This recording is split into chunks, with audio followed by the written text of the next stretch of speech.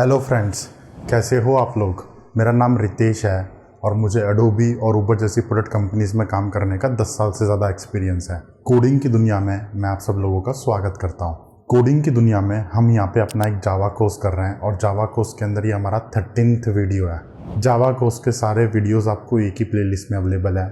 यहाँ पे ये प्लेलिस्ट का लिंक आपको नीचे डिस्क्रिप्शन बॉक्स में भी मिल जाएगा। आप प्लेलिस्ट को बुकमार्क कर लो ताकि आप वीडियोस को कभी भी कहीं पे भी एक्सेस कर सको। अगर आपको हिंदी के अलावा कुछ भी नहीं आता ना, तो भी आप यहाँ पे जावा सीख सकते हो, प्रोफेशनली जावा का कोड कर सकते हो। मुझे तो 10 साल हो गए प्रोफेशनली जावा का कोड लिखते लिखते, और अब मेरा एम ये है कि आप सब लोग अपने कोडिंग के करियर में ग्रो करो। अगर आप बड़ी बड़ी कंपनीज में जॉब करना चाहते हो, अच्छे पैकेजेस लेना चाहते हो, तो आपको यहाँ पे कुछ नहीं करना, सिर्फ इस चैनल को फॉलो करना है और सिक्वेंशली स्टार्टिंग से लेके एंड तक आपको कोर्स को, वीडियोस को देखना है। हमने यहाँ पे एकदम जीरो से स्टार्ट किया था और धीरे धीरे आगे बढ़ते हुए हम लोग अभी एडवांस टॉपिक्स पे पहुंच चुके हैं। ये वीडियो कंटिन्यू हो रहा है पिछले वीडियो से। पिछले वीडियो में हम लोगों ने क्लासेस और मेथड्स को समझा था। हम लोगों ने वहाँ पे क्लासेस को इंट्रोड्यूस किया था, क्लासेस के फंडामेंटल्स को समझा था, क्लास क्या होती है, वेरिएबल्स क्या होते हैं, मेथड्स को कैसे बनाया जाता है, ये सब चीज़ों के बारे में हम बात कर चुके हैं। आज के इस वीडियो में हम थोड़े से एडवांस कंसेप्ट्स के बारे में बात करेंगे। क्लास के फंडामेंटल्स तो हमने डिस्कस कर लिए हैं, लेकिन उसके ऊपर थोड़े से एडवांस कंसेप्ट्स भी होते हैं जिसको हमें प्रोग्रामिंग में यूज़ करना पड़ता है। तो चलिए अब इस वीडियो को स्टार्ट करते हैं। वीडियो के स्टार्टिंग में सबसे पहले हम ये समझते हैं कि हम यहाँ पे बात क्या करने वाले हैं, कौन कौन से टॉपिक्स के बारे में बात करेंगे, कौन कौन से कंसेप्ट्स को समझेंगे। ऑब्जेक्ट ओरिएंटेड प्रोग्रामिंग के 3 फंडामेंटल पिलर्स होते हैं। एक को हम बोलते हैं इंकैप्सुलेशन, दूसरे को बोलते हैं इनहेरिटेंस और तीसरे को बोलते हैं पॉलीमॉर्फिज्म। अगर आपको इन टॉपिक्स के बारे में थ्योरेटिकल पर्सपेक्टिव से समझना है तो वीडियो का लिंक यहाँ कहीं और नीचे डिस्क्रिप्शन बॉक्स में है। हम लोगों ने थ्योरी के बारे में तो बात कर ली है, लेकिन अब उस थ्योरी को प्रैक्टिकली कोड में कैसे इम्प्लीमेंट करना है, अब हम वो समझते हैं। इंकैप्सुलेशन मतलब कि कॉम्प्लेक्सिटी को हाइड कर देना। जावा में इंकैप्सुलेशन के लिए हमें क्लासेस अवेलेबल हैं। हम एक क्लास बनाते हैं, क्लास के अंदर हम डाटा और उसके कोड को रिप्रेजेंट करते हैं। डाटा को रिप्रेजेंट करने के लिए हमारे पास इंस्टेंस वेरिएबल्स होते हैं और कोड को लिखने के लिए हमारे पास वहाँ पे मेथड्स होते हैं। मेथड्स को एक तरीके से हम बिहेवियर भी बोल सकते हैं कि वो किस टाइप का बिहेव करेगी, वो लॉजिकल चीज़ क्या बिहेव करेगी। क्लास आपकी चीज़ों को इंकैप्सुलेट कर देती है, मतलब कि कॉम्प्लेक्सिटी को हाइड कर देती है। आप एक क्लास के अंदर जो भी लॉजिक लिखते हो वो सिर्फ उसी क्लास का होता है, बाहर की दुनिया से उससे कोई फर्क नहीं पड़ता। जैसे कि हमने यहाँ पे एक बॉक्स क्लास बनाई थी, यहाँ पे ये बॉक्स क्लास आपको दिख रही है। इस बॉक्स की फंक्शनैलिटी है कि आप वॉल्यूम निकाल के दो, तो बॉक्स के अंदर कुछ डाटा होगा जैसे कि उसके डायमेंशंस। तो डाटा को रिप्रेजेंट करने के लिए हमने यहाँ पे लेंथ, विड्थ और हाइट के वेरिएबल्स को डिक्लेयर करा था। और बॉक्स का बिहेवियर मतलब कि उसका वॉल्यूम निकालने के लिए हमने यहाँ पे एक वॉल्यूम मेथड को डिक्लेयर करा था। तो ये बॉक्स आपकी एक लॉजिकल एंटिटी बन गई। ये जो बॉक्स की क्लास है, क्लास को मतलब एक कंस्ट्रक्ट की तरह माना जाता है। अभी फिजिकल रियलिटी में कुछ भी एग्जिस्ट नहीं करता। जब हम प्रोग्राम को रन करते हैं तो क्लास के ऑब्जेक्ट्स बनते हैं। जैसे कि ये जो बॉक्स है, अगर मैं प्रोग्राम को रन करूंगा तो यहाँ पे एक लॉजिकल बॉक्स बन जाएगा। एक क्लास के मल्टीपल ऑब्जेक्ट्स बन सकते हैं, तो यहाँ पे एक दूसरा बॉक्स भी हो गया, तीसरा बॉक्स भी हो गया। ठीक है, अभी इस बॉक्स क्लास के अंदर एक दिक्कत है। इसके अंदर जो वेरिएबल्स हैं इसको कोई भी एक्सेस कर सकता है, मतलब कि ये बाहर की दुनिया से मैनिपुलेट हो सकता है। इंकैप्सुलेशन का मतलब तो ये होता है कि आपको चीज़ों को हाइड करके रखना है, बाहर की दुनिया उससे इंटरेक्ट ना कर सके। लेकिन ये जो वेरिएबल्स हैं यहाँ पे, अभी ये बाहर की दुनिया से मैनिपुलेट हो सकते हैं। तो इसके लिए जावा ने हमें एक चीज़ अवेलेबल करा रखी है, एक्सेस मॉडिफायर्स। एक्सेस मॉडिफायर्स कुछ कीवर्ड होते हैं जिनको यूज़ करके हम क्लास के ऊपर एक्सेस कंट्रोल लगा सकते हैं, मतलब कि किसी भी चीज़ को कौन कौन एक्सेस कर सकता है। तो सबसे पहला कंसेप्ट जो हम समझने वाले हैं वो है एक्सेस कंट्रोल। एक्सेस कंट्रोल मतलब कि आपने क्लास के अंदर जो भी वेरिएबल्स और मेथड्स को डिफाइन करा है उनको कौन एक्सेस कर सकता है। ठीक है, फिर उसके बाद यहाँ पे एक चीज़ आती है स्टैटिक कीवर्ड। अगला कंसेप्ट हम वो समझेंगे। फिर उसके बाद यहाँ पे एक चीज़ आती है फाइनल कीवर्ड। ठीक है, तो ये जो 3 मैंने अभी आपको टॉपिक्स बताए हैं, एक्सेस कंट्रोल, स्टैटिक और फाइनल, इन तीनों को यूज़ करके हम एक तरीके से इंकैप्सुलेशन को अचीव करते हैं। क्लास के अंदर हम इन तीनों चीज़ों को यूज़ करते हैं। कैसे यूज़ करना है अभी थोड़ी देर में समझेंगे। फिर उसके बाद इनहेरिटेंस को तो हम अगले वीडियो में समझने वाले हैं। इनहेरिटेंस थोड़ा सा बड़ा टॉपिक है तो उसको हम अगले वीडियो में डिस्कस करेंगे। पूरा का पूरा चैप्टर डेडिकेटेड है उसके ऊपर। और फिर उसके बाद आता है पॉलीमॉर्फिज्म। पॉलीमॉर्फिज्म का मतलब होता है मैनी फॉर्म्स, मतलब कि आप एक सिंगल इंटरफेस को यूज़ करके मल्टीपल काम कर सको। इसका जो सबसे अच्छा एग्जाम्पल आपको देखने को मिलता है वो है गियर शिफ्ट लीवर। एक गाड़ी के अंदर जो ट्रांसमिशन सिस्टम होता है उसके मल्टीपल टाइप होते हैं। हैं, ऑटोमेटिक हो सकता है, मैनुअल हो सकता है। ऑटोमेटिक के भी मल्टीपल टाइप्स होते हैं। तो जो भी गाड़ी के मैन्युफैक्चरर्स हैं उन सब लोगों ने हमारे से कॉम्प्लेक्सिटी को हाइड कर रखा है। कॉम्प्लेक्सिटी को हाइड करने के लिए उन्होंने एक बॉक्स बना दिया। उस बॉक्स से इंटरेक्ट करने के लिए हमारे पास एक गियर शिफ्ट लीवर होता है जिसको यूज करके हम गियर्स को चेंज कर सकते हैं। अंदर जाके वो कैसे चेंज होता है उससे हमें कोई फर्क नहीं पड़ता, हमें तो बस गियर शिफ्ट लीवर को मैनिपुलेट करना है और हमारा गियर चेंज हो जाएगा। उसी तरीके से सेम लॉजिक को हम कोड में अप्लाई करते हैं। कोड में हमने चीज़ों को इंकैप्सुलेट कर लिया क्लास के फॉर्म में। अब एक क्लास से इंटरेक्ट करने के लिए आपके पास मेथड्स होते हैं, तो एक मेथड के मल्टीपल फॉर्म्स हो सकते हैं। उस चीज को बोलते हैं मेथड ओवरलोडिंग। मेथड ओवरलोडिंग को यूज करके जावा ने पॉलीमॉर्फिज्म को अचीव करा है, तो हम यहाँ पे मेथड ओवरलोडिंग को समझेंगे। फिर उसके बाद आता है कंस्ट्रक्टर ओवरलोडिंग। कंस्ट्रक्टर ओवरलोडिंग को यूज करके हम एक सेम क्लास के मल्टीपल टाइप के ऑब्जेक्ट्स बना सकते हैं, तो वो भी मैंने यहाँ पे लिस्ट कर दिया है। तो आज के वीडियो में हम इतने सारे टॉपिक्स को समझने वाले हैं और ये टॉपिक्स कैसे एक दूसरे से कनेक्टेड है वो आपको ये डायग्राम देख के समझ में आ रहा होगा। ठीक है, इन सारे टॉपिक्स को समझने के बाद 2-3 जनरल टॉपिक्स है जिसके बारे में सबसे लास्ट में बात करेंगे। सबसे पहला है आपका नेस्टेड क्लासेस। आप जावा में एक क्लास के अंदर दूसरी क्लास बना सकते हो। अब वो क्लासेस कैसे बनाते हैं, क्लासेस का स्कोप क्या होता है, वो सब हम कोड लिख के समझने वाले हैं यहाँ पे। फिर उसके बाद एक टॉपिक आता है रिकर्शन। रिकर्शन कोडिंग की दुनिया में बहुत ही इंपॉर्टेंट कंसेप्ट है। जो भी प्रॉब्लम्स होती हैं, लॉजिकल प्रॉब्लम्स होती हैं, उसको आप रिकर्शन यूज करके कोड में लिख सकते हो। रिकर्शन यूज करने के बाद आपकी प्रॉब्लम बहुत ही सिंप्लीफाई हो जाती है। कैसे होती है, क्यों होती है, वो सब हम लोग रिकर्शन वाले टॉपिक में देखेंगे। तो यहाँ पे इस डायग्राम को देख के आपको पूरी वीडियो की जर्नी समझ में आ रही होगी और ये सारे टॉपिक्स आपस में कैसे कनेक्टेड हैं वो सब आपको दिमाग में चमका होगा। तो अब स्टार्ट करते हैं एक्सेस कंट्रोल से। एक्सेस कंट्रोल की नीड क्यों है सबसे पहले वो समझते हैं। अभी 2-3 वीडियो पहले हम लोगों ने एक स्टैक क्लास बनाई थी। स्टैक एक डाटा स्ट्रक्चर है। डाटा स्ट्रक्चर के अंदर हम डाटा को सेव करते हैं और स्टैक का मतलब ये है कि जो भी डाटा सबसे लास्ट में सेव हुआ है वो सबसे पहले एग्जिट लेगा और जो डाटा सबसे पहले सेव हुआ है वो सबसे बाद में एग्जिट लेगा। ये तो एक आइडिया है। इस आइडिया को हमने रिप्रेजेंट करने के लिए यहाँ पे स्टैक की क्लास बना रखी है। अब स्टैक की क्लास के अंदर एक दिक्कत है। दिक्कत यह है कि स्टैक के अंदर मैंने यहाँ पे 2 इंस्टेंस वेरिएबल को डिफाइन करा है। एक हमारा एरे है और एक हमारा टॉप ऑफ द स्टैक एक इंडेक्स है। ये इंडेक्स हमेशा स्टैक के टॉप को पॉइंट करता है एरे के अंदर। स्टैक के अंदर जो भी डाटा आता है उसको हम एरे में सेव करते हैं और ये जो इंडेक्स है TOS top of the stack, ये हमेशा टॉप को पॉइंट करता है। इस तरीके से हमने यहाँ पे स्टैक क्लास के अंदर कोड लिखा हुआ है। तो अब ये दोनों वेरिएबल्स को आप बाहर से मैनिपुलेट कर सकते हो और अगर आप इनको बाहर से मैनिपुलेट करते हो तो बहुत सारी दिक्कतें हो जाती हैं। कैसे होती है मैं आपको करके दिखाता हूँ। मेरे पास यहाँ पे स्टैक की क्लास है। मैं स्टैक की क्लास का एक ऑब्जेक्ट बना लेता हूँ। ऑब्जेक्ट बनाने के बाद मैंने क्या किया, एरे को नल सेट कर दिया। उसके बाद मैं स्टैक के अंदर कुछ पुश करता हूँ, कुछ पॉप करता हूँ और फाइनली इन सब चीज़ों को मैंने यहाँ पे प्रिंट कर रखा है system.out.println यूज करके। अब मैं इस प्रोग्राम को रन करता हूँ। रन करने से पहले आप में से कुछ स्मार्ट लोग होंगे जो यहाँ पे एरर को समझ गए होंगे। अगर आपको भी यहाँ पे एरर पता चल गई है तो आप नीचे कमेंट सेक्शन में पोस्ट करके बताओ कि यहाँ पे क्या एरर मिलने वाली है। यहाँ पे हम लोगों को नल पॉइंटर एक्सेप्शन मिलेगी। नल पॉइंटर एक्सेप्शन इसलिए मिलेगी क्योंकि हमने यहाँ पे एरे को नल सेट कर दिया। एरे एक ऑब्जेक्ट होता है आपका, ऑब्जेक्ट का रेफरेंस हमने यहाँ पे हटा के उसको नल बना दिया। तो जब भी आप नल ऑब्जेक्ट के ऊपर कुछ ऑपरेशंस करने जाओगे तो वहां पे आपको नल पॉइंटर एक्सेप्शन मिलेगी। अब प्रोग्राम को रन करके देखते हैं क्या एरर आती है। मैंने यहाँ पे प्रोग्राम को रन करा और एज एक्सपेक्टेड हमें यहाँ पे नल पॉइंटर एक्सेप्शन मिल गई। कितने लोगों ने सही जवाब दिया देखते हैं। कहने का मतलब ये है कि अगर आपने एक स्टैक क्लास बनाई है और उस क्लास के अंदर आपने किसी डाटा को यूज करा है तो वो चीज बाहर की दुनिया से मैनिपुलेट नहीं होनी चाहिए। यहाँ पे एक एरे है, एरे का काम सिर्फ स्टैक की क्लास के अंदर है, बाहर उसका कोई लेना देना ही नहीं है। लेकिन मैं यहाँ पे एरे को बाहर से भी यूज कर सकता हूँ, मैनिपुलेट कर सकता हूँ।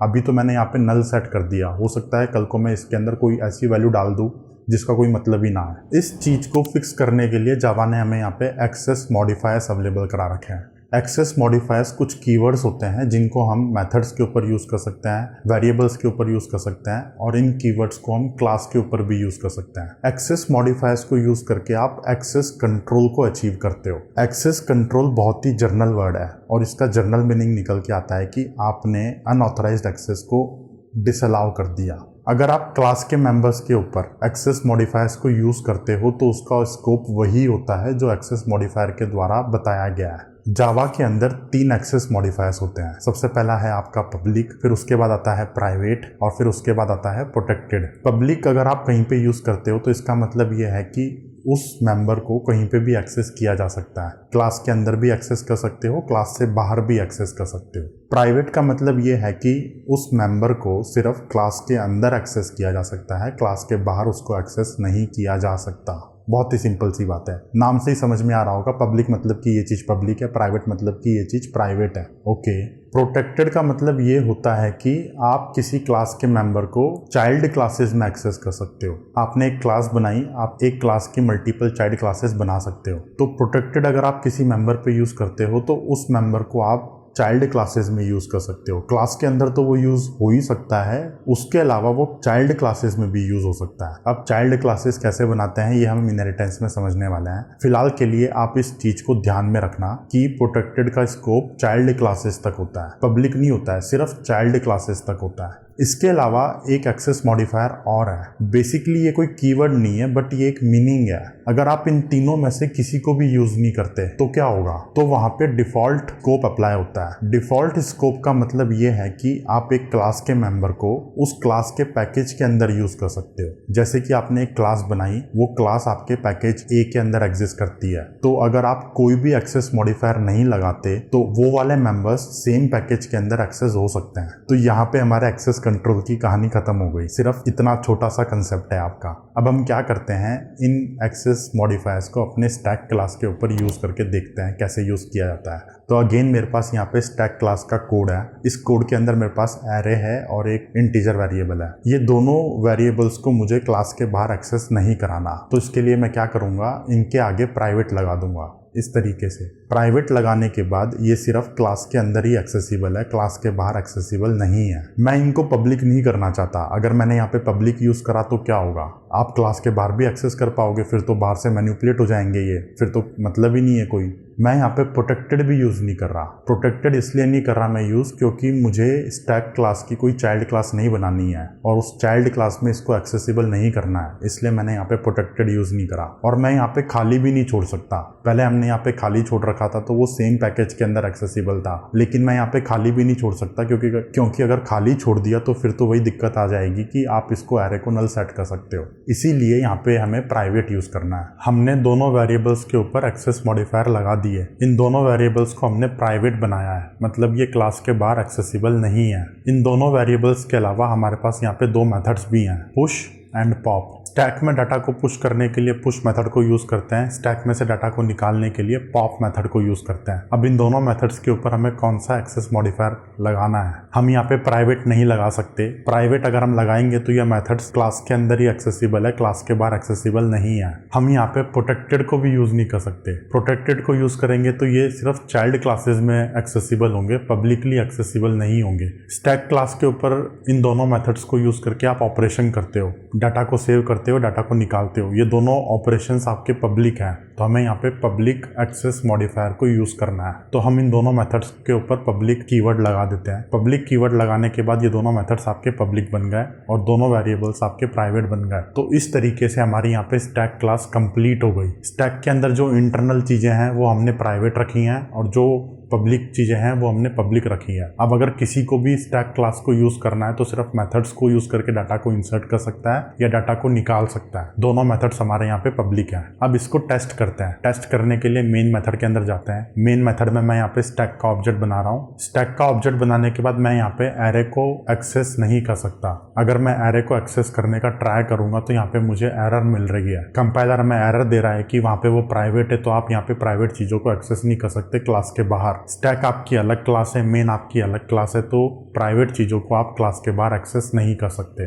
तो हमें स्टैक के ऊपर कोई भी ऑपरेशन करना है तो हमें यहाँ पे मेथड्स को यूज करना पड़ेगा। सबसे पहले मैं इसके अंदर कुछ डाटा को इंसर्ट कर देता हूँ। डाटा को इंसर्ट करने के बाद मैं डाटा को पॉप करता हूँ और फिर मैं यहाँ पे प्रिंट करता हूँ। प्रिंट करने के बाद अगर मैं प्रोग्राम को रन करूंगा तो हमें यहाँ पे करेक्ट आउटपुट मिलेगा। तो यहाँ पे हमारे एक्सेस कंट्रोल की कहानी खत्म हो गई। एक बार एक्सेस कंट्रोल के कंसेप्ट को समराइज कर लेते हैं। एक्सेस कंट्रोल का सिंपल सा मतलब है कि कौन कौन सी चीजें किसको एक्सेसिबल है। जावा ने एक्सेस कंट्रोल को इम्प्लीमेंट करने के लिए हमें कुछ कीवर्ड्स अवेलेबल करा रखे हैं। इन कीवर्ड्स को हम बोलते हैं एक्सेस मॉडिफायर्स। जावा के अंदर 3 टाइप के एक्सेस मॉडिफायर्स होते हैं, पब्लिक, प्राइवेट और प्रोटेक्टेड। अगर आप किसी भी मेंबर के ऊपर पब्लिक कीवर्ड को यूज़ करते हो मतलब कि वो मेंबर पब्लिकली एक्सेसिबल है, उस मेंबर को पूरे कोड में कोई भी एक्सेस कर सकता है। अगर आप किसी मेंबर के ऊपर प्राइवेट को यूज़ करते हो मतलब कि वो मेंबर सिर्फ आपके क्लास के अंदर ही एक्सेसिबल है, क्लास के बाहर आप उस मेंबर को एक्सेस नहीं कर सकते। अगर आप किसी मेंबर के ऊपर प्रोटेक्टेड कीवर्ड को यूज़ करते हो मतलब कि वो मेंबर क्लास के अंदर तो एक्सेसिबल है, उसके अलावा वो चाइल्ड क्लास के अंदर भी एक्सेसिबल है। प्रोटेक्टेड जो होता है ये पब्लिक और प्राइवेट के बीच की बात है, ना तो ये पब्लिक हुआ ना ये प्राइवेट हुआ।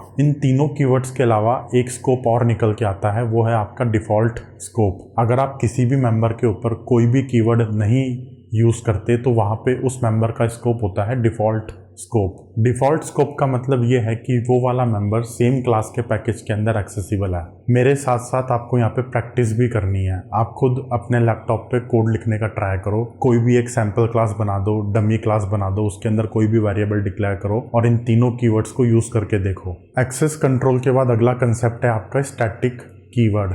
सबसे पहले कंसेप्ट को समझते हैं, उसके बाद इसको कोड में लिख के देखेंगे। एक क्लास जो होती है आपकी, क्लास एक लॉजिकल कंस्ट्रक्ट है। जैसे कि हमारे पास यहाँ पे बॉक्स की क्लास है, ये एक लॉजिकल चीज़ है, कंस्ट्रक्ट है।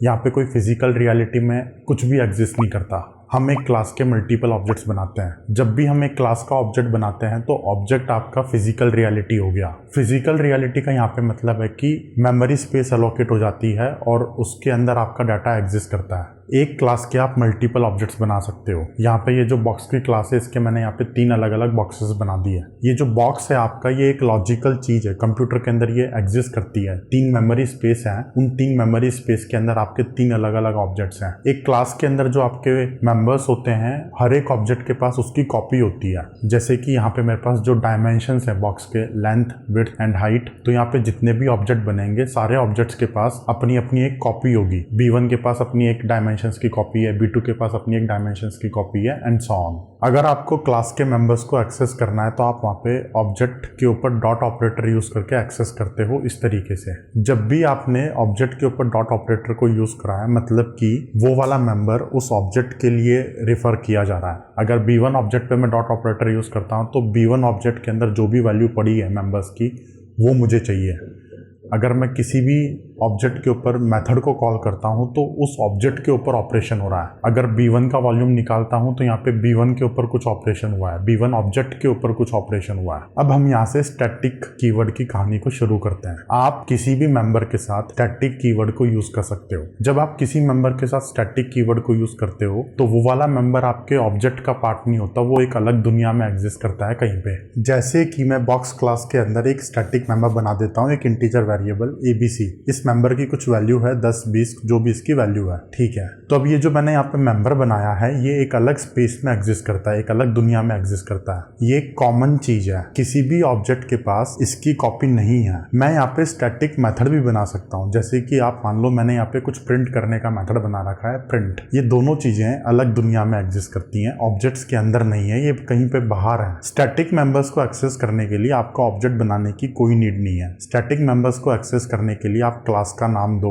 उसके बाद डॉट ऑपरेटर लगाओ, उसके बाद मेंबर का नाम। अगर मुझे इन दोनों चीजों का एक्सेस करना है तो मैं इस तरीके से क्लास के नाम के साथ डॉट ऑपरेटर यूज करके डायरेक्टली एक्सेस कर सकता हूँ। ये बहुत ही इंपॉर्टेंट पॉइंट है जावा के अंदर। स्टैटिक जो भी चीजें होती हैं वो ऑब्जेक्ट से बाहर कहीं पे रहती हैं। ऑब्जेक्ट के अंदर अपना एक अलग डाटा है जो कि सिर्फ ऑब्जेक्ट का है, ऑब्जेक्ट का डाटा आपस में शेयर नहीं होता। लेकिन जो भी स्टैटिक चीजें होती हैं वो सारे ऑब्जेक्ट्स को विजिबल होती हैं, सारे ऑब्जेक्ट्स के साथ वो शेयर होती हैं। अब स्टैटिक कीवर्ड को लेके 2-3 इंपॉर्टेंट पॉइंट्स हैं, उसको डिस्कस करते हैं। नंबर 1, आप स्टैटिक वाली चीज़ों से सिर्फ स्टैटिक वाली चीज़ों को ही एक्सेस कर सकते हो। नॉन स्टैटिक वाली चीज़ों को आप स्टैटिक वाली चीज़ों से एक्सेस नहीं कर सकते। ये जो स्टैटिक वाली दुनिया है, ये वाली दुनिया से आप ऑब्जेक्ट की दुनिया को एक्सेस नहीं कर सकते। सेकंड पॉइंट, आप स्टैटिक वाली चीज़ों के अंदर दिस कीवर्ड को यूज नहीं कर सकते। दिस कीवर्ड का क्या सिग्निफिकेंस है वो हमने पुराने वीडियो में देखा था। दिस कीवर्ड आपके करंट ऑब्जेक्ट को पॉइंट करता है। अगर मैं किसी भी मेथड के अंदर दिस कीवर्ड को यूज करता हूं तो वो करंट ऑब्जेक्ट को पॉइंट करता है। अब स्टैटिक वाली दुनिया में तो आपके पास ऑब्जेक्ट्स हैं ही नहीं, तो आप वहां पे दिस कीवर्ड को यूज नहीं कर सकते, ठीक है।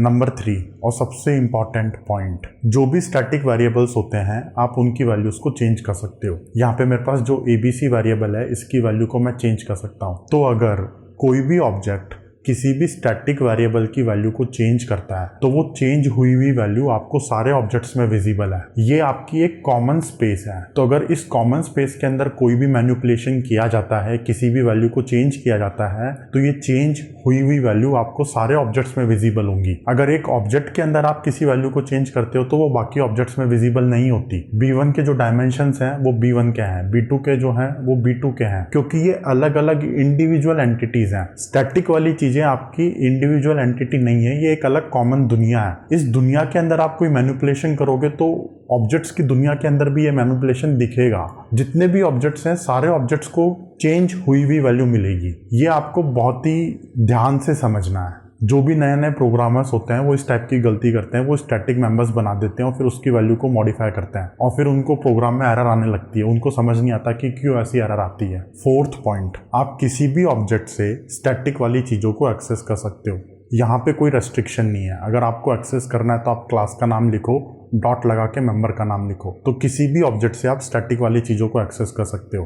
बट स्टैटिक वाली दुनिया से आप ऑब्जेक्ट की दुनिया में नहीं जा सकते। ऑब्जेक्ट की दुनिया से आप स्टैटिक की दुनिया में आ सकते हो। अब हम स्टैटिक का कोड में इम्प्लीमेंटेशन करके देखते हैं। इसको मैं 2-3 अलग अलग स्टाइल्स में आपको इम्प्लीमेंटेशन करके दिखाने वाला हूँ। हमारे पास यहाँ पे मेन क्लास है। मेन क्लास के अंदर हमारा एक मेन मेथड है। तो ये मेन मेथड के सिग्नेचर को एक बार ज़रा ध्यान से समझते हैं। यहाँ पे हमारे पास पब्लिक है, मतलब कि ये मेथड पब्लिक है। पब्लिक आपका एक एक्सेस मॉडिफायर है। उसके बाद यहाँ पे स्टैटिक कीवर्ड को यूज़ किया गया है मेथड के साथ। स्टैटिक कीवर्ड को यूज़ करने का सिग्निफिकेंस ये है कि ये वाले मेथड को बिना ऑब्जेक्ट बनाए कॉल किया जा सकता है। मेन मेथड को हमारा JVM कॉल करता है। तो जब भी JVM हमारे प्रोग्राम को एग्जीक्यूट करता है, JVM कोई भी ऑब्जेक्ट नहीं बनाता। ऑब्जेक्ट बनाने की रेस्पॉन्सिबिलिटी एक प्रोग्रामर की होती है। अपने प्रोग्राम के अंदर वो ऑब्जेक्ट्स को बनाता है। JVM की रेस्पॉन्सिबिलिटी सिर्फ प्रोग्राम को रन करने की है। इसीलिए मेन मेथड के साथ हमेशा स्टैटिक कीवर्ड को यूज़ किया जाता है। उसके बाद यहाँ पे है वॉइड। वॉइड आपका रिटर्न टाइप है। ये मेथड कुछ भी रिटर्न नहीं करता। और उसके बाद मेथड का नाम, मेन और फिर कुछ पैरामीटर्स हैं।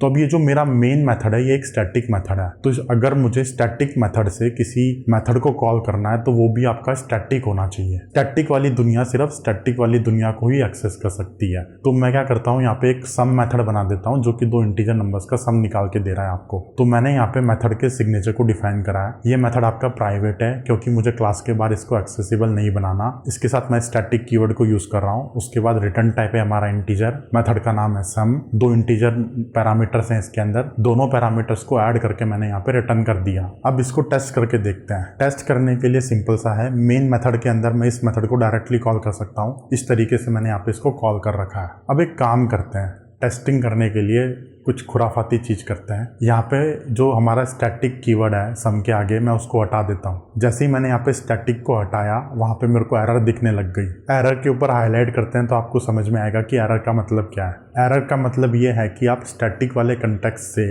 नॉन स्टैटिक वाली चीज़ों को एक्सेस नहीं कर सकते। ठीक है, ओके। इस एरर को फिक्स करने के लिए हमें वहाँ पे वापस से स्टैटिक कीवर्ड को लगाना पड़ेगा। अब मैंने आपको कहा था कि आप नॉन स्टैटिक वाली चीज़ों से स्टैटिक वाली चीज़ों को एक्सेस कर सकते हो। इसको भी ज़रा एक बार टेस्ट करके देखते हैं। एज्यूम करो कि आपके पास सर्कल की रेडियस है और आपको सर्कल का एरिया निकाल के देना है। तो सर्कल का एरिया निकालने के लिए मैं यहाँ पे एक मेथड डिफाइन कर रहा हूँ, एरिया। उसके अंदर मैंने रेडियस का पैरामीटर लिया और एरिया क्या होता है सर्कल का, πr²। तो मैं यहाँ पे πr² करके रिटर्न कर रहा हूँ वैल्यू को। अब ये जो एरिया निकालने का आपका मेथड है ये नॉन स्टैटिक है। अब यहाँ पे ये जो पाई की वैल्यू है 3.14, ये वैल्यू मैंने यहाँ पे हार्ड कोड कर रखी है। मैं क्या करता हूँ, एक कांस्टेंट बना देता हूँ। पाई की वैल्यू तो हमेशा कांस्टेंट होती है, ये कभी भी चेंज नहीं होती। तो इसके लिए मैं क्या करता हूँ, एक वेरिएबल बना देता हूँ क्लास के अंदर इस तरीके से, private static double pi equal to 3.14। अब यहाँ पे वेरिएबल के साथ मैंने स्टैटिक कीवर्ड को यूज करा है। स्टैटिक कीवर्ड को यूज करने का पर्पज ये है कि ये वेरिएबल को मैं चाहता हूँ कि एक सिंगल कॉपी बन के आए। जो भी क्लास के ऑब्जेक्ट्स बनेंगे हर एक ऑब्जेक्ट के पास अपनी एक कॉपी होती है,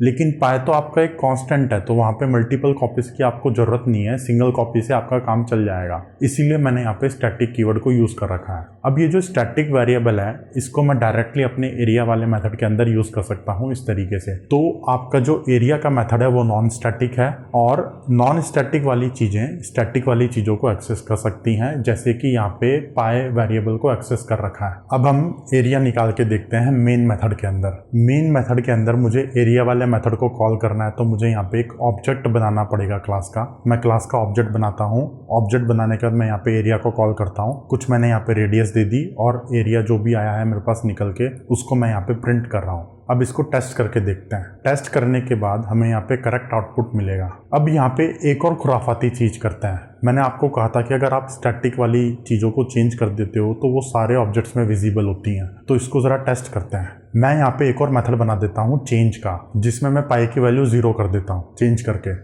ये जो आपका चेंज मेथड है इसका काम है आपकी पाई की वैल्यू को चेंज कर देना। टेस्टिंग के लिए हम यहाँ पे पाई की वैल्यू को चेंज कर रहे हैं। अब मेन मेथड में जाके इसको टेस्ट करते हैं। पुराना जो भी कोड है उसको मैं पहले डिलीट कर देता हूँ। डिलीट करने के बाद मैं यहाँ पे क्या करता हूँ, एक मेन क्लास का ऑब्जेक्ट बनाता हूँ। उस ऑब्जेक्ट के ऊपर मैंने यहाँ पे चेंज को कॉल करा और फिर मैं यहाँ पे उसी ऑब्जेक्ट के ऊपर एरिया निकाल के प्रिंट कर रहा हूँ। फिर मैं एक दूसरा ऑब्जेक्ट बनाता हूँ। इस ऑब्जेक्ट के ऊपर मैंने चेंज को कॉल नहीं करा है। इस ऑब्जेक्ट के ऊपर मैं डायरेक्टली एरिया को कॉल कर रहा हूँ और उसको भी मैं यहाँ पे प्रिंट कर रहा हूँ। अब हम प्रोग्राम को रन करते हैं। प्रोग्राम को रन करने में हमें क्या आउटपुट मिलेगा, आप जरा गैस करने की कोशिश करो। प्रोग्राम को रन करने के बाद हमें ये वाला आउटपुट मिलेगा। यहाँ पे दोनों केसेस में हमें एरिया 0 मिला है। एरिया इसलिए 0 मिला है क्योंकि पाई की वैल्यू हमने वहाँ पे 0 कर दी। 0 को किसी चीज से मल्टीप्लाई करोगे तो 0 ही आएगा। अब आप ध्यान से देखो, यहाँ पे हमने एक ऑब्जेक्ट के ऊपर चेंज को कॉल करा है। उस ऑब्जेक्ट ने जाके किसी स्टैटिक वेरिएबल की वैल्यू को चेंज कर दिया, तो वो जो चेंज हुई हुई वैल्यू है वो आपके दूसरे ऑब्जेक्ट्स में भी विजिबल है। जो M2 वाला ऑब्जेक्ट है उसमें मैंने चेंज को कॉल नहीं किया है, लेकिन वो वाली वैल्यू भी वहां पे चेंज हो गई है। स्टैटिक चीजें एक अलग दुनिया में एग्जिस्ट करती हैं। अगर कोई भी ऑब्जेक्ट उस वैल्यू को चेंज कर देता है तो वो बाकी ऑब्जेक्ट्स में भी विजिबल होगी। ठीक है, तो ये है आपकी स्टैटिक की कहानी। अब स्टैटिक कीवर्ड को लेके एक बहुत ही इंपॉर्टेंट पॉइंट है, उसको जरा डिस्कस कर लेते हैं। आपके पास ये जो पाई वेरिएबल है इसकी वैल्यू आपने 3.14 दे रखी है। अब कभी कभी ऐसा होता है कि किसी वेरिएबल को आपको कुछ कंप्यूटेशन करके इनिशियलाइज करना पड़ता है, मतलब आपको वहाँ पे कुछ कोड लिखना पड़ता है, 2-4 लाइनों का कोड लिखना पड़ता है। तो अगर आप किसी स्टैटिक मेंबर को बनाते हो, वेरिएबल को बनाते हो, तो वहाँ पे तो आप कोड नहीं लिख सकते। इसके लिए जावा ने हमें यहाँ पे स्टैटिक ब्लॉक अवेलेबल करा रखा है। स्टैटिक ब्लॉक का मतलब सिंपल सा है, आप पूरी क्लास के अंदर कहीं पे भी स्टैटिक कीवर्ड को यूज करो और उसके बाद करली ब्रेसेस लगा के आप ब्लॉक स्टार्ट कर दो इस तरीके से। अब स्टैटिक ब्लॉक के अंदर आप स्टैटिक वेरिएबल्स को इनिशियलाइज कर सकते हो। यहाँ पे ये जो पाई की वैल्यू है इसको मैं हटा देता हूँ और स्टैटिक ब्लॉक के अंदर मैं पाई की वैल्यू को इनिशियलाइज कर सकता हूँ इस तरीके से। जब भी आपकी क्लास लोड होती है सबसे पहले आपके स्टैटिक ब्लॉक कोड को एग्जीक्यूट किया जाता है। इसको हम लोग एक बार टेस्ट करते हैं। यहाँ पे मैं system.out.println कर रहा हूँ। मेन मेथड के अंदर भी मैंने प्रिंट लाइन करा हुआ है, स्टैटिक ब्लॉक के अंदर भी मैंने यहाँ पे प्रिंट लाइन करा हुआ है। अब जैसे ही मैं अपने कोड को रन करूंगा सबसे पहले हमारा स्टैटिक ब्लॉक चला है। स्टैटिक ब्लॉक के बाद आपका मेन मेथड चला है। इसके बाद है आपका फाइनल का कंसेप्ट। फाइनल आपका एक कीवर्ड होता है और इस कीवर्ड को कैसे यूज किया जाता है अभी वो डिस्कस करते हैं। फाइनल कीवर्ड को 3 तरीके से यूज किया जाता है। आप क्लास के ऊपर फाइनल को लगा सकते हो, आप मेथड के ऊपर फाइनल को लगा सकते हो, या फिर आप किसी वेरिएबल के ऊपर भी फाइनल कीवर्ड को यूज कर सकते हो। क्लास के ऊपर और मेथड के ऊपर अगर हम फाइनल को लगाते हैं तो उसका लेना देना आपके इनहेरिटेंस है। ये हम इनहेरिटेंस वाले चैप्टर में डिस्कस करेंगे। फिलहाल के लिए हम लोग वेरिएबल के ऊपर फाइनल को क्यों लगाया जाता है उसको डिस्कस करते हैं। अगर आप किसी भी वेरिएबल को फाइनल कर देते हो मतलब आप उसकी वैल्यू को चेंज नहीं कर सकते, उसकी वैल्यू आपकी फाइनल बन गई। और इसका सबसे बड़ा यूज केस अभी हमारे करंट कोड में हमें देखने को मिलता है। जो हमारा पाई का वेरिएबल है, पाई की वैल्यू हमेशा 3.14 होनी चाहिए। इसकी वैल्यू को कोई चेंज नहीं करना चाहिए। यहाँ पे मेरे पास जो चेंज वाला मेथड है उसके अंदर मैंने इसकी वैल्यू को चेंज कर रखा है। तो ऐसे कांस्टेंट वाली वैल्यूज को हम फाइनल बना सकते हैं। तो यहाँ पे ये जो पाई का वेरिएबल है इसको मैं फाइनल बना देता हूँ। यहाँ पे मैं फाइनल कीवर्ड को यूज करता हूँ। एक बार मैंने यहाँ पे फाइनल कीवर्ड को यूज कर लिया, इसके बाद इसकी वैल्यू को कोई चेंज नहीं कर सकता। यहाँ पे जो चेंज वाला मेथड है हमारा, वहाँ पे हमें एक एरर मिल रही है। एरर के ऊपर हाईलाइट करते हैं तो देखते हैं क्या आता है। फाइनल वैल्यू को आप चेंज नहीं कर सकते, ये हमें एरर मिली हुई है यहाँ पे। तो हमें यहाँ पे चेंज को डिलीट करना पड़ेगा। डिलीट कर देते हैं और ऊपर जो भी मेन मेथड के अंदर कोड है उसको भी डिलीट कर देते हैं। तो फाइनल का कंसेप्ट बिल्कुल सिंपल सा है। आप किसी भी वेरिएबल को फाइनल डिक्लेयर कर सकते हो। फाइनल डिक्लेयर करने का सिंपल सा मीनिंग है आप उसकी वैल्यू को बाद में चेंज नहीं कर सकते। यहाँ पे हमने एक स्टैटिक मेंबर के साथ फाइनल को यूज करा है। आप किसी भी इंस्टेंस वेरिएबल के साथ भी फाइनल को यूज कर सकते हो। आप किसी मेथड के अंदर वेरिएबल बनाते हो तो आप वहां पे भी फाइनल को यूज कर सकते हो। जैसे कि मैं यहाँ पे मेन मेथड के अंदर एक फाइनल वेरिएबल बना देता हूँ, इंटीजर a इक्वल टू 10। अब a की वैल्यू मैंने यहाँ पे 10 दे दी, इसको मैं बदल नहीं सकता। अगर मैं बदलने का ट्राई करूंगा तो मुझे यहाँ पे फिर से एरर मिल जाएगी। ओके, हमारे पास जो मेथड पैरामीटर्स होते हैं